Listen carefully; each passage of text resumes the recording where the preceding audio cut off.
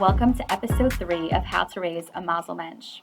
I'm really excited about today's episode because I have 2 stories for you that I hope will both inspire you, that you'll enjoy them, and that you'll be able to take some practical tips from them in terms of how to raise a mensch.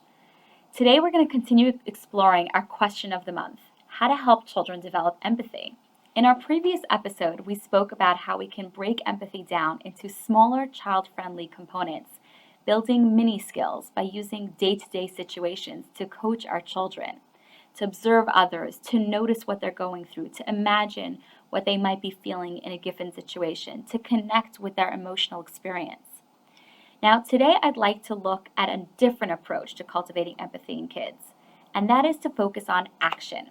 At the end of the day, empathy should compel us to act, to want to be helpful, to show compassion, and to live by the principle of v'ahavta l'reacha kamocha, to love your fellow as you love yourself. Because you imagined yourself in their shoes, you naturally wonder, what would I want someone to say or do if I was feeling this way?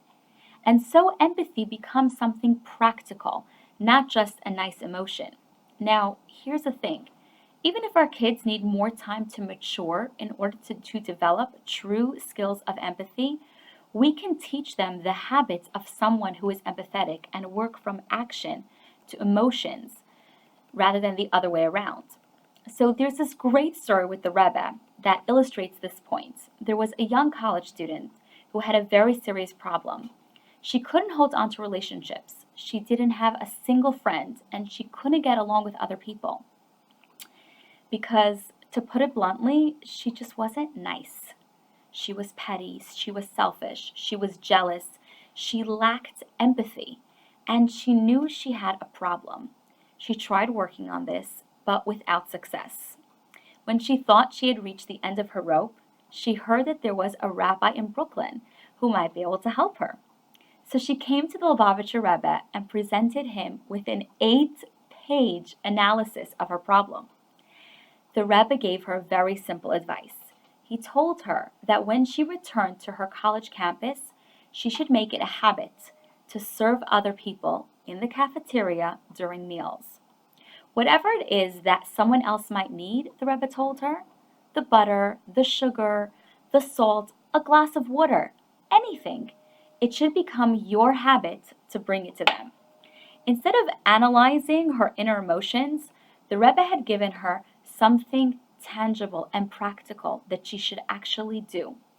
And the Rebbe was in effect saying, you want to be a nicer person? Then here's how you start. Bring somebody a glass of water. Sometimes you have to begin from the outside and work your way inward. You know how they say you have to fake it till you make it? Let our kids be the one to serve their grandparents, to serve their family food, to take care of their siblings, to comfort a sibling or a friend who is visiting who is upset. When we give our children opportunities to do acts of compassion, and we're not the one that just jumps in to take care of it, they develop habits of compassion, which gradually cultivates feelings of empathy within. To really help the process of empathy cultivation along, take that extra minute to identify for your child what is happening and label it. You brought grandma a drink of water and a warm blanket when you saw that she was tired and thirsty. You showed empathy. Imagine how she must have felt when you did that for her. Even doing small things like giving tzedakah on a daily basis, just 1 penny a day, especially if it comes from their own money, it helps transform that it's all for me and my wants mindset to, I wonder who's going through something bigger than me right now. And one act of compassion at a time, our children make that shift from being self-centered to other-centered. And that's what empathy is all about. Now, for a final and I believe really important point regarding empathy, I want to take a minute to talk about ourselves. So there's another great story with the Rebbe. One Sunday, a couple came by the Rebbe to receive a blessing on the line for dollars. And they asked him, what do we have to do for our children to be good? The Rebbe's response, be a living example for them. When your children will see that in your home you conduct yourself the way you should, then when you speak to them, they will behave the same way. Day by day and step by step, it will make a difference. But when children see that parents behave differently, then their words have no effect. This story speaks for itself. To raise kids with positive traits, we need to be constantly working on ourselves to truly be living examples for them. When our kids see that we try to put ourselves in someone else's shoes and see things from their perspective, when they see us connecting with another person's pain, trying to understand what they are going through and feeling, it speaks louder than anything we will ever tell them or ask them to do. This is true in terms of the way that we're empathetic to other people, like our coworkers, our neighbors, our spouse, our parents, our siblings, our in-laws. And it's true especially for the way that we show empathy towards our children themselves.